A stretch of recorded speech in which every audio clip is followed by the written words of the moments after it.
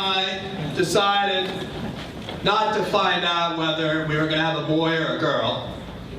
But I can guarantee you one thing, we're going to have a baby Democrat. And that's going to be a McGovern Democrat, I might add. I just want to join my great friend Tom and just all my colleagues, Max and Stephanie. I got to be their colleague in the House, just as Tom and George were my dad's colleagues in the Senate. And I just want to thank them for their friendship. And I want to thank you for supporting them. They're good people. And you just heard why you were so lucky to have Tom Daschle, not only as your senator, but as our leader in this country. And her work with Special Olympics. And that's where I met my wife. Yeah. So when we have our baby, the ARC has made a t-shirt. And it says, "This baby brought to you by the ARC of New Jersey." So, I just want to say I'm so honored to be here with the likes of a George McGovern, who not only was, appointed by President Kennedy to lead the effort for food for the world, but also was there with my Uncle Bobby to take him around South Dakota and to be there for him throughout his campaign for president and also his life. And also was there for my dad. And as Tom just mentioned about his brother, at the end of the day, it's all personal. Because you learn a lot about what it is to be a Democrat based upon what we care about as Democrats.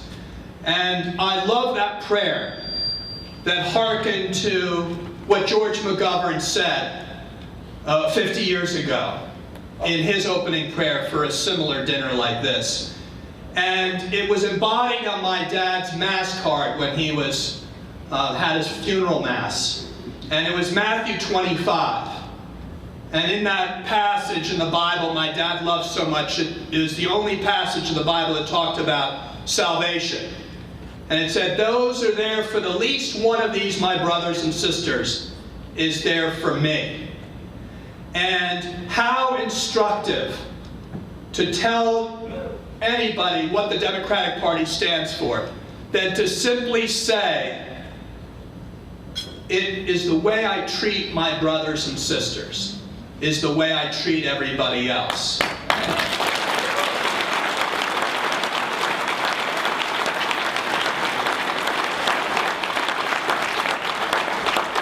So I really appreciate all the Democratic legacy has given us, but I appreciate that that's what it means. Because if your child is sick, how do you want them treated? If it's your brother or your mother, do you want an insurance company saying, "Sorry, they're sick, we don't cover them anymore"? This is very serious business that we're working on. It's about how do we want the people that we love to be cared for in our country? Do we want them to have the dignity of a job that pays a decent wage? Do we want them to have health care that honors their human dignity? Do we want them to be treated with civil rights and human rights? These are the foundation of our Democratic Party, and I'm proud to be a Democrat.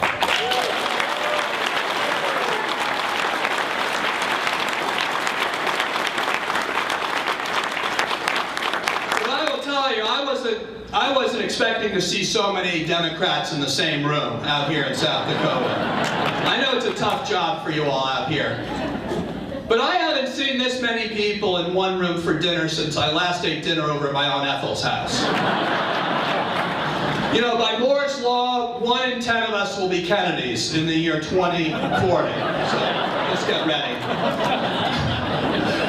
I just want to say, Tom gave you the whole legacy. I just want to tell you all that you know what, we're very fortunate to all stand on the shoulders of giants before us.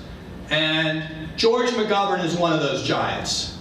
And when Tom mentions about how he wishes that he didn't have to spend his life defending the attacks against all the Democratic programs that were made during his tenure as majority leader, or Stephanie and Maxton and I didn't have to fight the fight, you know what? We were part of the legacy.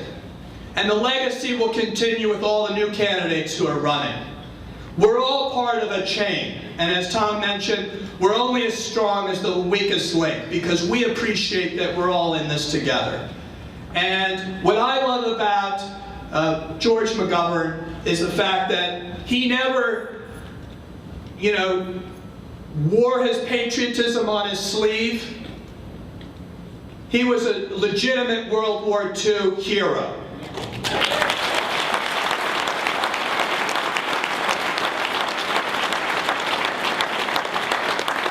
And what I love about George McGovern is that he made the cause of his life peace and fighting war and fighting for a better America, because he didn't have to prove himself to anybody.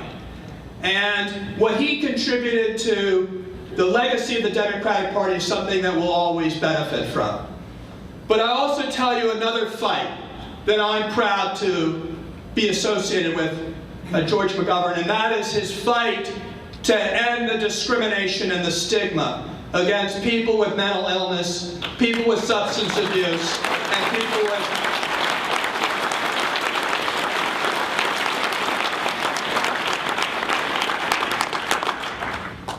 You know, we still marginalize people in this country based upon their suffering a mental illness or addiction or alcoholism, and yet every one of our family members faces it in some way or another. When George McGovern spoke out about his being a family member, and as he always does, he spoke so passionately from his heart. He spoke for millions who weren't courageous enough to speak out. And I just want to salute him, not only for all that he's done in the past, but all that he continues to do on all of these issues of human justice and social justice.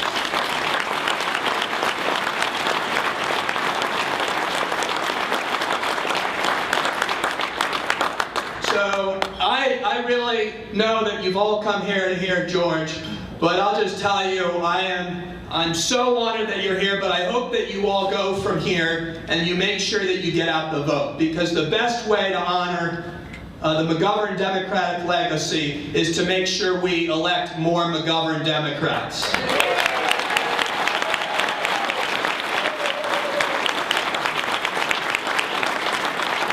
I heard the story of a fellow that was trying to get to the polling place on time to bring a carload full of voters. And the car broke down. So he starts knocking on doors and trying to find another car, and there wasn't a car, but he found someone with a horse.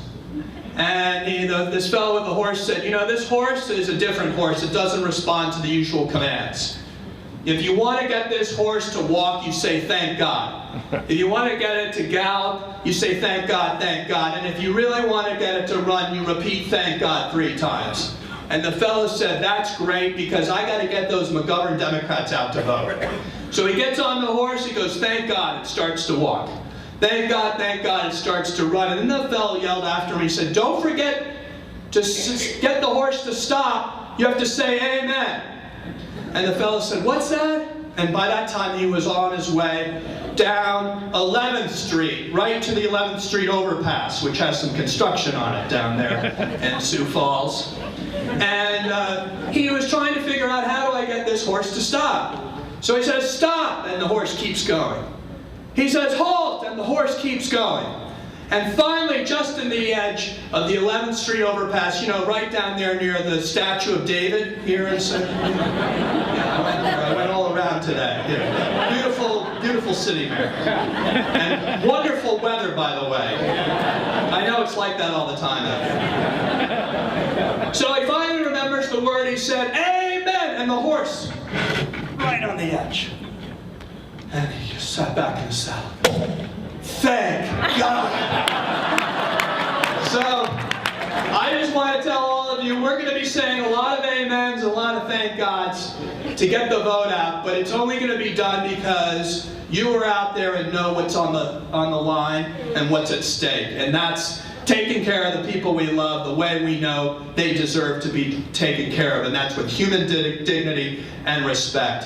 And tonight, we're all here for the man that is not only a great American hero, but someone who we all are proud to have a member of our collective family, not only as Democrats, but as Americans. George McGovern, it's an honor to be with you tonight.